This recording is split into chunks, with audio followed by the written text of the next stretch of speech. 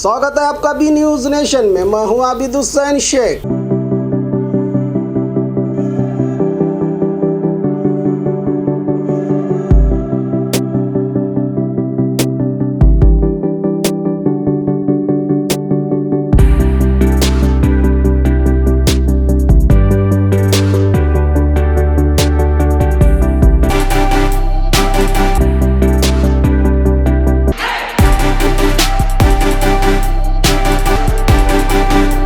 यहाँ बच्चों के सारे ऑपरेशंस की फैसिलिटी है हमारे पास। कई बच्चों को सिंपल माइनर प्रोसीजर रहते हैं वो भी करते हैं हम लोग। जो माइनर ऑपरेशंस हैं वो भी होते हैं, जो मेजर ऑपरेशन है वो भी कई किस्म के ऑपरेशन होते हैं। कौन कर रहे हैं ना, इसलिए आंकड़े कम रहे तो भी आपका स्ट्रेटेजी क्या रहेगा? नेशनल पार्टी को क्या देखिए, जीतना हमारी कोशिश है और जनता के कॉन्फिडेंस जीतना, जनता के दिल में एक मोहब्बत बनाना, उनको हमारा जो भी काम है, मैसेज है पहुंचाना और ये बताना कि कर्नाटका में बेलगाम हो या हुबली हो, यहाँ पर आपको एक इंडिपेंडेंट माइनॉरिटी पॉलिटिकल लीडरशिप की ज़रूरत है। और ख़ास तौर से कर्नाटका में जो जनता ने जिनको अपना एमएलए बनाया, वो लोग धोखा देकर या अपनी आइडियोलॉजी जो भी था उनका जाके बीजेपी को सपोर्ट किए, उसकी वजह से आज बीजेपी यहाँ पावर में है। तो इसलिए एक बहुत बड़ा यहाँ पर जरूरत भी है, वैक्यूम भी है और इसीलिए एमआईएम पार्टी ये लोकल बॉडी इलेक्शंस में हिस्सा ले रही है। और हमारा मानना ये है कि शुरुआत है और इंशाअल्लाह ताला यहाँ से हमको कामयाबी मिलेगी। तो और भी जितने इलेक्शंस होंगे उसमें हम लोग कंटेस्ट करेंगे। सर, क्या एजेंडा रख के चुनाव में लड़ेंगे सर?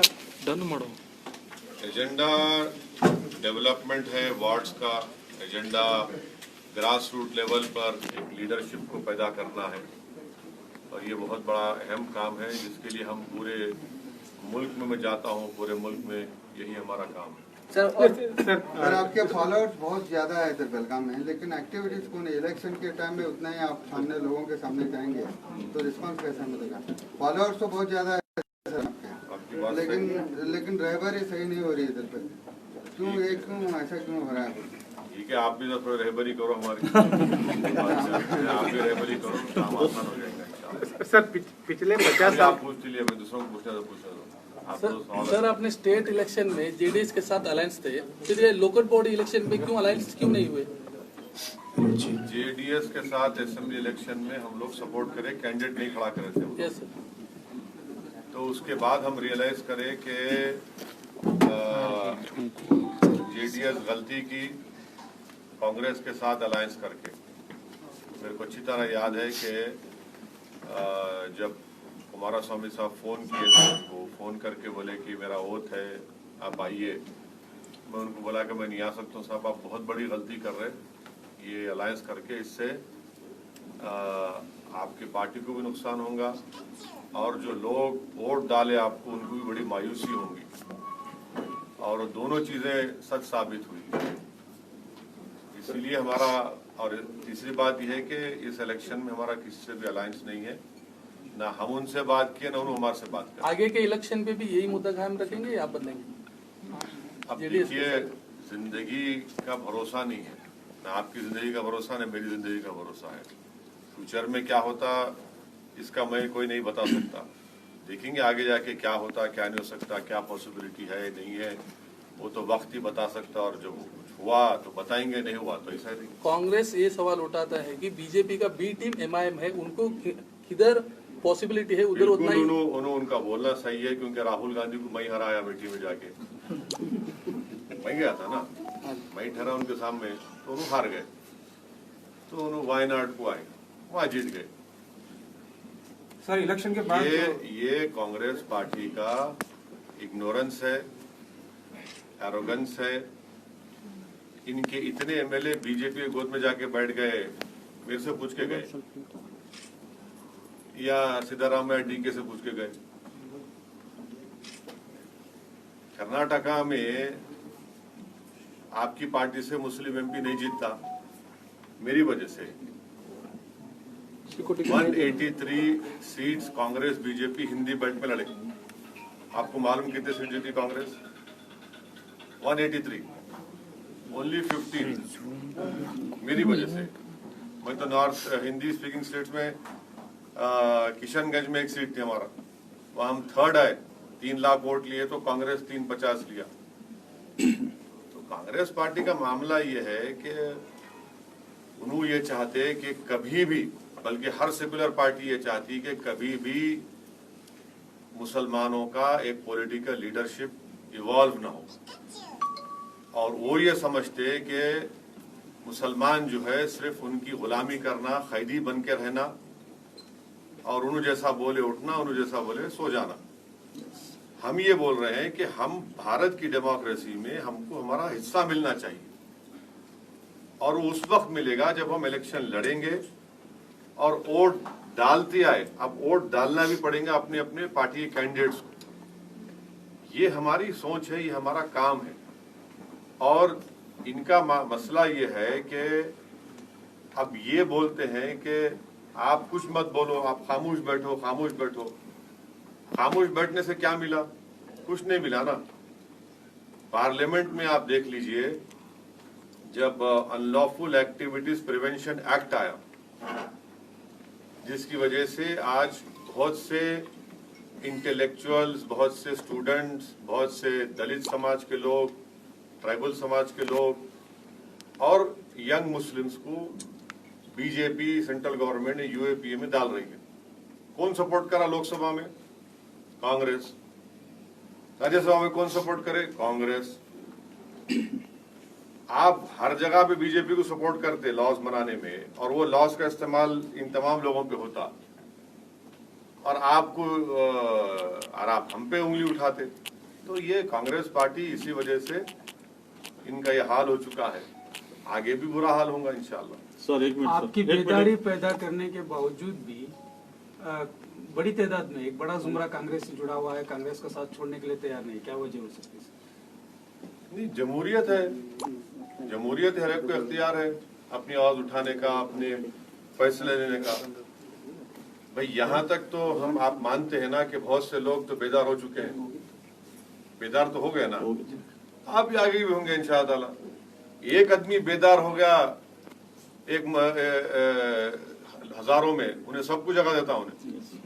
एक आदमी उठना खाली, हजारों को उठाने का नहीं। एक आदमी उठ गया तो सबको उठा देता उन्हें, और उठेंगे इंशाअल्लाह। बीजेपी को हो रहा है ना? क्या हो रहा बताओ आप? अभी आप एग्जाम्पल दो मेरे को। कर्नाटक में ही नहीं, आप एग्जाम्पल देना। आप जर्नलिस्ट है तो आप एग्जाम्पल दे के सवाल करो। मैं आपको अभी आपके यहाँ पे 6 कैंडिडेट हैं सर। हाँ। 6 कैंडिडेट का फायदा बीजेपी को होगा ना उसी एरिया में। कितने यहाँ पे, कितने जुमला, कितने वार्ड से मेरे भाई? 58 वार्ड है सर। हाँ, 58 58। कितने पे नहीं लड़ रहे हम लोग? 6 नहीं, मैथ्स में वीक हूँ, बोलो आप। 6 नहीं लड़े तो कितने बचते? नहीं, आप प्लीज बोलो भाई। 6 अगर नहीं लड़े तो कितने बचते? 52। हाँ, अब 52 में फायदा होता मेरी वजह से। नहीं, लेकिन हाँ? 6 लड़े तो 52 में से फायदा होता। आप तो जीनियस है ना, मैं नहीं हूँ जीनियस। बाकी सब जगह नहीं, सुनिए 6 लड़े तो आप बोले फायदा हो रहा, नहीं लड़े तो फायदा होता क्या? आप ये बोलना चाह रहे ना? वो नहीं होता। लेकिन सर एक एक वार्ड में मुसलमानों की तादाद ज्यादा है, वैसे वार्ड में 2 4 5 ऐसे मुस्लिम कैंडिडेट्स हैं। हाँ, तो इंशाल्लाह सब मिलके हम कामयाब करेंगे। सर एक मिनट, सर एक मिनट। जो हालात है सेंट्रल गवर्नमेंट, स्टेट गवर्नमेंट के, जो हर चीज महंगी हो रही है, इसके बावजूद भी लोग अपने आप को समझ क्यों नहीं पा रहे, या पॉलिटिकल जो अपोजिशन पार्टियां हैं लोगों को समझाने में नाकाम हो चुके हैं? क्या बीजेपी और कांग्रेस एडजस्टमेंट की गवर्नमेंट चला रहे हैं हिंदुस्तान? बिल्कुल चला रहे। वही तो बोला ना आपको, वही तो बोला ना मैं। तो मेरी पीठ खुजाओ, मैं तुम्हारी पीठ खुजा। वही काम हो रहा। तो इससे पब्लिक का हाल क्या होगा? पब्लिक तो परेशान है, पब्लिक का बुरा हाल है, पब्लिक तकलीफ में है। कोविड सेकेंड वेव के दौरान में इतने लोग हमारे मुल्क में, ऑक्सीजन नहीं मिला, दवाएं नहीं मिली, बेड्स नहीं मिला, चाहे कर्नाटका हो, दिल्ली हो, यूपी हो, कई बड़े बड़े सिटीज में, मुंबई हो, यहाँ पे नहीं मिला उन लोगों को। और ऑक्सीजन नहीं मिलता।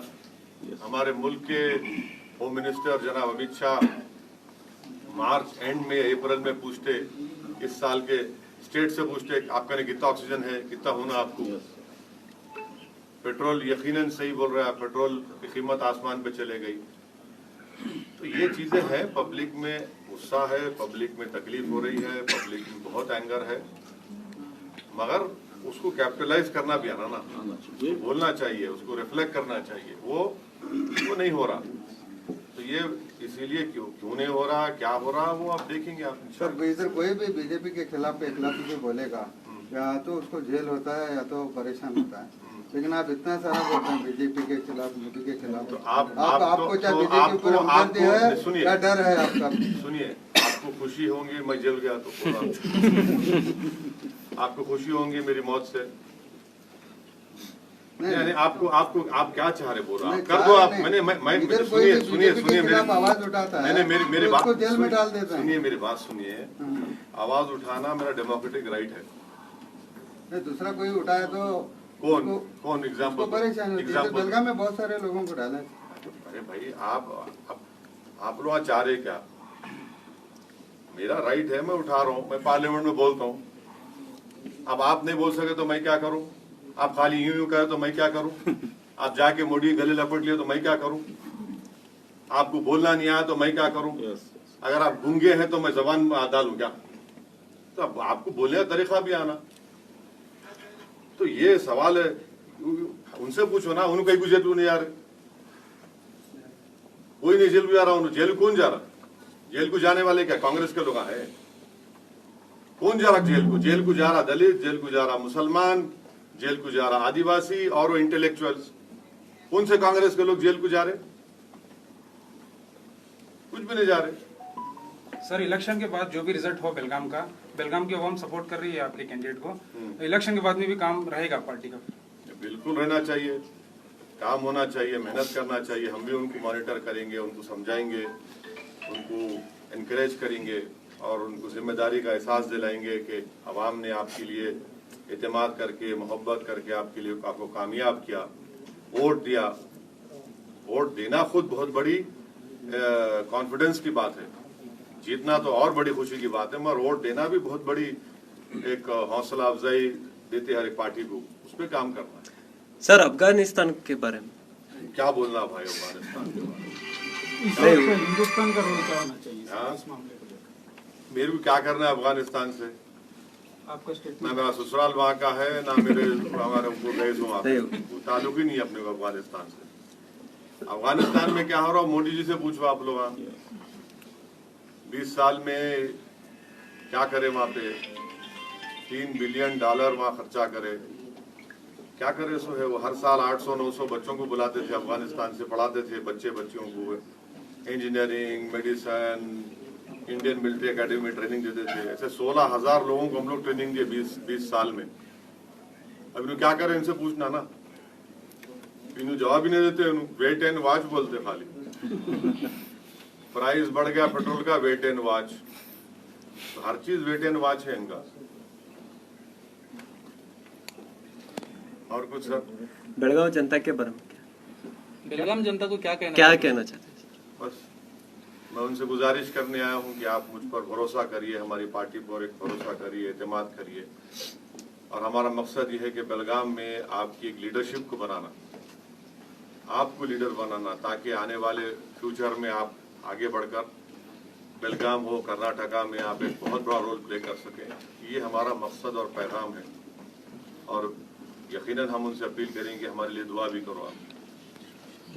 आने वाले वक्त में आप पूरे हिंदुस्तान में एक अपोजिशन का रोल अदा करने के मौके पर है, ऐसा लग रहा है? अभी नहीं कर रहे, अभी भी कर रहे हैं, जितना हो सकता है बिल्कुल अपोजिशन कर रहे हैं। पार्लियामेंट में कोई आप बताओ कि हर बिल के ऊपर हम मुखालिफत कर दे। ओबीसी का बिल आया तो हम बोले कास्ट सेंसस कराओ, क्यों नहीं करा रहे कास्ट सेंसस? 50% का ब्रीच क्रॉस करो आप। और उसमें महाराष्ट्र में वहाँ पे कौन है भाई? आप बी टीम बोल रहे हैं, कांग्रेस को नहीं बोलते बी टीम। आप शिवसेना गोद में बैठी हुई है कांग्रेस, शिवसेना गोद में बैठी हुई है कांग्रेस, तो उन्होंने क्या दूल्हे भाई हो गए? वहां पे वोट लिए ओवैसी को वोट मत दो, नहीं तो बीजेपी शिवसेना आती। इलेक्शनों के बाद से तीनों मिलकर निकाह कर लिए। तो ये क्या है? ये इसको अपॉर्चुनिज्म बोलेंगे या सेकुलरिज्म बोलेंगे, कम्युनिज्म बोलेंगे? और वही शिवसेना का चीफ मिनिस्टर असेंबली में खड़े रह के बोलता है कि हमारे को फखर है हम बाबरी मस्जिद को तोड़े। आप पावर में है, कांग्रेस वाले उनके साथ। वो कम्युनिज्म नहीं है। यहाँ 6 सीट लड़े तो पेट में दर्द हो रहा। यही तो हम बता रहे कि मकसद क्या है कि मुस्लिम पॉलिटिकल एम्पावरमेंट कभी नहीं होना। और मेरा मानना यह है कि ये मुल्क ताकतवर होगा जो मुस्लिम पॉलिटिकल एम्पावरमेंट होगा। और एम्पावरमेंट कैसा होगा? वोट डालने से नहीं, लीडर बनने से होगा। कोई भी पॉलिटिकल पार्टी में, ये नाम निहाद सेकुलर पार्टियों में, एक बताओ आप कौन है मुस्लिम लीडर, बल्कि पूरे कंट्री में बताओ कौन है। एक लीडर बताओ ना, कोई छोड़ दो, मैं तो गली का लीडर भी नहीं हूं, मैं तो कौन है बताओ। तो उनको ये किसी को पसंद नहीं है। हमारा ये बोलना है कि भाई हर कास्ट का, हर कम्युनिटी का लीडर है। सिद्धारामैया कुर्बा कम्युनिटी के नहीं है, येदुरप्पा लिंगायत कम्युनिटी के नहीं है, यादव फैमिली से डीके वोकालिगा के नहीं है। आप कहीं को नहीं बनते भाई, आप भी बनो। सब जने अपना अपना कर रहे तो आप भी करो ना भाई, इसमें बुरी बात क्या है? जहां पे मुसलमान का नाम है, नहीं नहीं नहीं तुम नहीं करना, तुम खाली मुशायरा करना, तुम खाली खजूर खाना, तुम खाली हम तुम्हारे पास आते टोपी पहनते, बस उतना ही कर लो। इस मुल्क की पॉलिटिक्स की रियलिटी ये है कि जिसके पास पॉलिटिकल इंडिपेंडेंट लीडरशिप है उसी का काम होता, नहीं तो खाली गुलामी करते रहना आप जाके। हम यही बोल रहे कि आप आइए, लीडर बनिए, अपनी बात को उठाइए, डेमोक्रेसी को मजबूत करिए। डेमोक्रेसी को मजबूत करना ये सबकी जिम्मेदारी है। मगर ये सो कॉल्ड पार्टीज का क्या बोलना है? नहीं खाली वोट डालो, तुम खाली वोट डालना, खाली वोट डालना, डर डर के रहना। डर डर के किससे, कितना डरेंगे आप? 50 साल से डरा रहे हमारे को, क्या हासिल हुआ इसमें? इंपेरिकल एविडेंस है मुस्लिम डिसएम्पावरमेंट का मेरे पास। अभी आज से 6 दिन पहले इंडियन एक्सप्रेस अखबार पढ़िए आप, लेबर सर्वे आया, सबसे ज्यादा कोविड सेकेंड वेव के बाद नौकरियां गई दलित के बराबर तो मुसलमानों की, सबसे ज्यादा अर्निंग्स कम हुई तो मुसलमानों की। बोलो ना, इसके ऊपर बात क्यों नहीं करते? फिर हर बार मुसलमानों के पैगाम देते कि आपकी जिंदगी को खतरा है, आपकी जिंदगी खतरा है। अरे भाई तुम क्या खतरा मेरे को? अल्लाह जो फैसला करा होगा। अब खतरा, अगर खतरा भी है तो आप क्या कर रहे? आप तो मेरे को छोड़ के भाग जाते। आप मेरी खबर में आके खाली ठहरे रह के फोटो डालते, फूल चढ़ाते। मैं जिंदा रहना चाह रहा हूँ। जिंदा रहने के लिए डरने की जरूरत नहीं है। जिंदा रहने के लिए एक इंसान को जरूरत है अपनी आवाज की, अपने स्कूल की, अपने महल्ले के डेवलपमेंट की, पॉलिटिकल वॉइस की। वो जिंदगी की निशानियां हैं। ये खामोश है ना, डर के रहना, इसको जिंदा जिंदगी जिंदा नहीं बोलते इसको। सर अभी यूपी का इलेक्शन स्टार्ट होने वाला है सर। तो ऐसी न्यूज आ रही है कि आजम खान साहब जो है ज्वाइन करेंगे एमआईएम को। अगर वहां से पहल होती है आजम खान साहब के लिए हम दुआ कर रहे हैं कि अल्लाह सुब्हाना व तआला आजम खान साहब की जो मुश्किलात में है अल्लाह उसको खत्म कर दे, उनको रिहा करवा दे। और वो जो यूनिवर्सिटी कायम किए, वो आजम खान की यूनिवर्सिटी नहीं है, वो गरीब अकलियतों की यूनिवर्सिटी है, और अल्लाह उसकी हिफाजत करे। ये सब जेली चीज़ा हैं। आज पहली जरूरत है कि वो जो मुश्किलात में है, तकालीफ में है, उससे उनको छुटकारा मिले। सर जैसा कि आपने कहा कि लीडर की जरूरत है, लीडर पैदा करने की जरूरत है। अक्सर पार्टियों में होता है कि जो लीडर ऑलरेडी हुआ करते हैं वो नए लोगों को लीडर बनने का मौका नहीं देते। मजलिस में ये क्या मामला है? मजलिस तो ये बोल रही है कि आपको लीडर बनाने के इस्तेमाल यहाँ पर, मजलिस ये बोल रही, मजलिस तो यही बोल रही कि आपको लीडर बनाने को हम यहाँ पर आए। आप बनो, आप कायद बनो, आप नेता बनो, आप आगे बढ़ो। आप खाली नारे मारने वाले मत बनो। आप ये बैंड बाजा कभी देखे? आप बैंड बाजा देखे कभी? बैंड बाजा में क्या होता?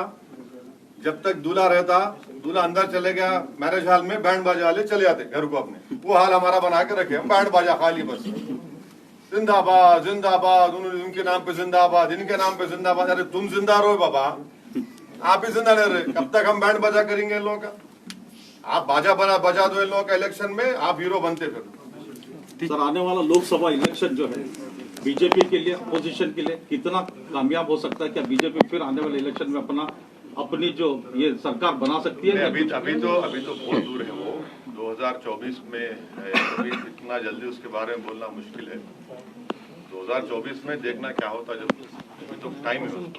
सर वो M+M के बारे में आप सुना होगा, उसके बारे में आप क्या? इकरा पीयू साइंस कॉलेज, आपके भविष्य की हमें है फिक्र। स्टूडेंट के उज्जवल भविष्य के लिए Iqra PU science college first PUC और सेकंड पीयूसी के लिए एडमिशन शुरू हो चुके हैं। PCMB और नीट CET कोर्स के ऑफर चल रहे हैं। यहाँ पर तजुर्बेकार स्टाफ, नए तकनीकी लैब, साथ ही स्टूडेंट को वाहन की सुविधा भी दी जाएगी। तो देर किस बात की, आज ही अपने बच्चों के उज्जवल भविष्य को लेकर रजिस्ट्रेशन करने के लिए 8147652423 पर मिस्ड कॉल करें। इनका पता Iqra PU science college, BSNL quarters near Mangoli base, Bijapur. अधिक जानकारी के लिए संपर्क करें 9538644299 और 8971021429 पर स्क्रैच कीजिए,